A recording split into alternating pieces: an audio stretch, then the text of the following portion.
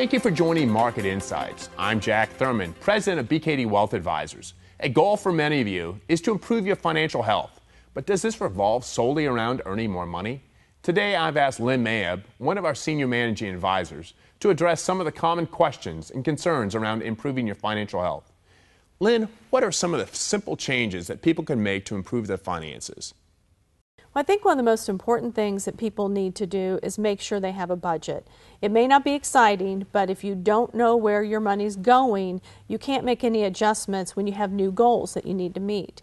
So people need to focus on tracking what their fixed expenses are, and then also their discretionary expenses such as travel, entertainment, eating out, etc. That's really where you can save money and then direct that towards another goal. Another simple step that people can take is make sure they have a filing system for their important financial documents. If you can just have a manila folder where as receipts come in, you go ahead and put it in there. This time of year then when we're doing our taxes, you're not scrambling around trying to find the documents you need to take to your CPA. The other thing that people should do if they have established a financial filing system is make sure and clean it out occasionally. We've all had those people that have really large drawers of documents that they don't need anymore. So for example, on tax returns, you don't need to keep anything older than 7 years. However, if you have receipts for stocks that you've purchased, you need to make sure that you keep all that information. Okay, that makes sense. Now let's talk about how do you protect your loved ones. Talk about insurance. How do we approach this?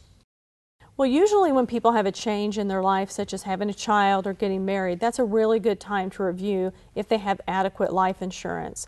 Most people have life insurance through work and then may have individual policies as well.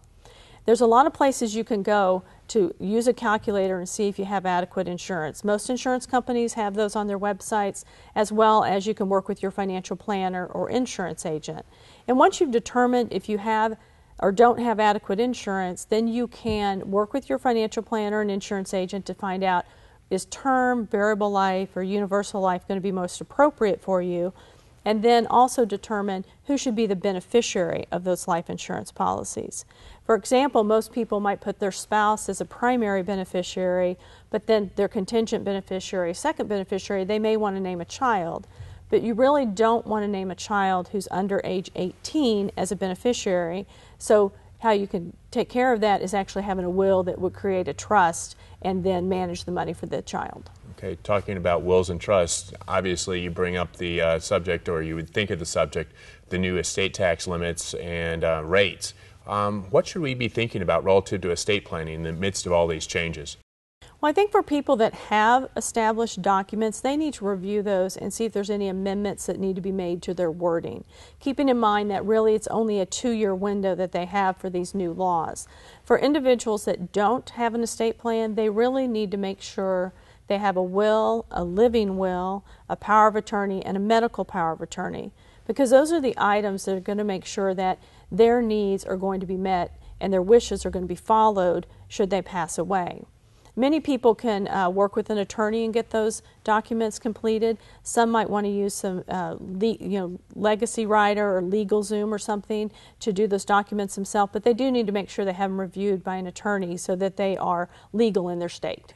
Thank you, Lynn. As market events occur, which impact our clients and raise common questions, we will continue to provide these informational broadcasts.